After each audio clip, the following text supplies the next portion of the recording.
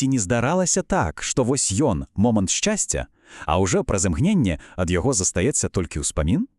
Чаму так адбываецца? Сёння мы паспрабуем зірнуць на гэтую праблему з абсалютна новага боку. Гэты погляд можа, ведаеце, нават змяніць наша стаўленне да штодзенных узлётаў і падзенняў. Бо сапраўды гэта вечная пагоня.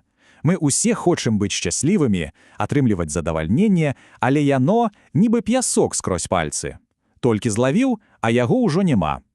І мы зноў бежым. У чым жа тут справа? Давайте паспрабуем разабрацца.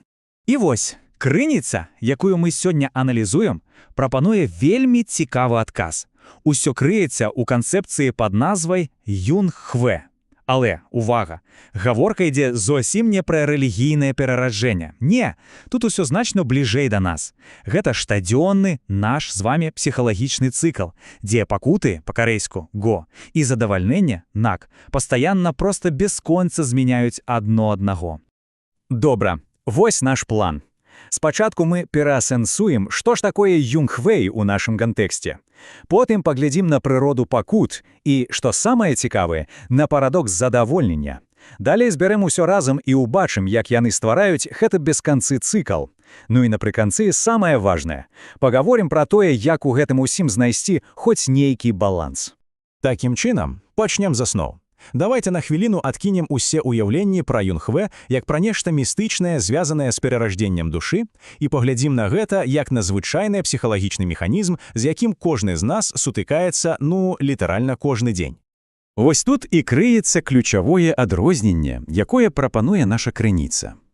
З аднаго боку, у традыцыйным рэлігійным сенсе Юнг-Хве – гэта глобальны цыкл жыцця і смерці. З іншага боку, у філасофскім сенсе, пра які мы гаворым, гэта такі мікрацыкл, які адбываецца ўнутры аднаго нашага жыцця, кожны дзень. І менавіта гэты цыкл пакут і задавальнення мы і будзем даследаваць. Ну што ж, пераходзім да першай часткі нашага цыкла – пакут або гоў. І вось тут пачынаецца самае нечаканае. Аказваецца, у пакут ёсць вельмі дзіўныя ўласнасці, зусім не такія, як мы прывыклі думаць. Якія ж гэта уласцівасці? Па-першае, удумайцеся, само па сабе пазбаўленне ад пакуты уже з'яўляецца задаваленнем. Вас уявіце, у вас моцна баліць галава.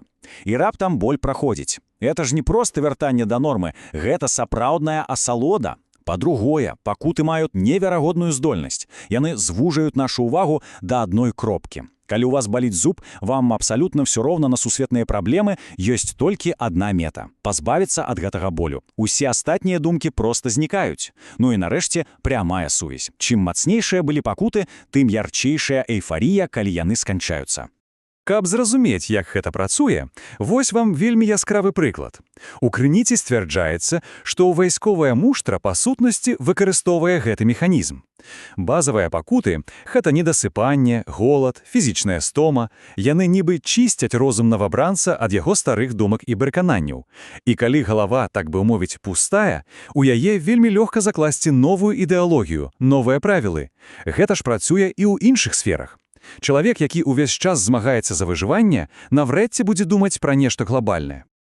Добра, з пакутамі нібыта зразумела. Але што наконт задавальняння ці нак? Здавалось бы, гэта ж наша мэта, хадатове, чаго мы ўсе хочам. Але вось тут і хаваецца галоўны парадокс. Аказваецца, само задавальнянне можа стаць крыніцай новых пакут. Як такое магчыма? Глядзіце, як разгартаецца гэтая драма. Спачатку ўсё выдатна. Мы атрымліваем тое, чаго хацелі, і адчуваем радасць. Это і ёсць нак. Але што адбываецца далей? Вельмі хутка мы прывыкаем. Новы гаджет, павышэнне па службе, нават новыя адносіны – усё гэта з часам становіцца нормай, чымсьці звычайным. І вось тут на сцэну выходзіць прагнасць. Нам хочацца яшчэ, больш, лепш, навей. Пачынаецца гэтая пагоня за наступнай дозай задавальнення. І вось гэтая бясконцная, вечна незадаволеная пагоня сама па сабе і ёсць новая форма пакуты. Ну вось, цяпер у нас ёсць два элементы карцінкі. Давайте злучым іх разам і паглядзім, як яны ствараюць гэтае замкнёнае кола, з якога, здаецца, немагчыма вырвацца. І ось што сапраўды цікава, у чым розніца? Калі мы ў стане пакуты, наш розум неверагодна сканцэнтраваны. Ён скіраваны на вырашэнне адной, самай галоўнай праблемы. Але як толькі гэтая праблема вырашана, мы пераходзім у стан задавалення. І ўсё мяняецца. Наш розум нібы выбухае. Ён пачынае хацець шмат усяго і адразу. І грошай, і славы, і падарожжаў, і ідэальных адносін. І гэты шквал жаданняў проста непазбежна вядзе да расчаравання, бо задавальніць іх усе немагчыма. А расчараванне гэта зноў жа пакуты. Кола замкнулася. І ўся гэтая механіка, гэты вечны рухавік, дзе задавальненне нараджае новыя жаданні, якія вядуць да новых пакут, а пазбаўленне ад іх зноў становіцца задавальненнем, у вучэнні Буды для гэтага ёсць спецыяльны тэрмін «ільшэгіего». Гэта па сутнасці фундаментальны закон, які апісвае саму прыроду нашага ўспрыяння рэчайснасці. Дык што ж рабіць? Няўжо мы ўсе асуджаны вечна круціцца на гэтых амерыканскіх горках? Ну, не зусім. Крыніца прапануе выйсце. І яно, як ні дзіўна, заключаецца не ў тым, каб яшчэ мацней гнацца за задаволеннем, а ў тым, каб знайсці баланс. Дарэчы, аўтар тэксту прапануе свой вельмі асабісты і, я б сказаў, даволі правакацыйны погляд на структуру жыцця. Пасля 50 гадоў ён прыйшоў да выснаву, што прыкладна 70% часу мы знаходзімся ў стане хом, то бок пакуты ці нейкага дыскамфорту. Усяго 10% у стане найк, чыстага задавальнення, і застаецца 20% на стан спакою. Толькі удумайцеся ў гэтыя лічбы. Такім чынам, першы крок, першы ключ да выйсця з гэтага цыкла – гэта хэталь, што можна перакласці як усведамленне. Гэта проста здольнасць у любы момант часу спакойна сказаць сабе «Так, зараз я ў стане го» або «О, а вось гэта нак». Проста разумець, што любы з гэтых станаў часовы і ён непазбежна зменіцца на супрацьлеглы. Гэта як назіраць за хвалямі на моры, не спрабуючы іх спыніць. А другі крок – гэта ўжо вышэйшы пілатаж, ёльбан, або баланс. Калі хэталь – гэта проста назіранне за хвалямі, то ёльбан – гэта ўжо ўменне трымацца на іх, як сёрфер. Гэта стан, калі мы не чапляемся ні за задавальненне, у паніцы баючыся яго страціць, ні за пакуты, танучы ў іх. Гэта актыўнае, свядомае захаванне ўнутранай раўнавагі, нягледзячы на знешнія штормы. І вось гэта, мабыць, галоўная выснава.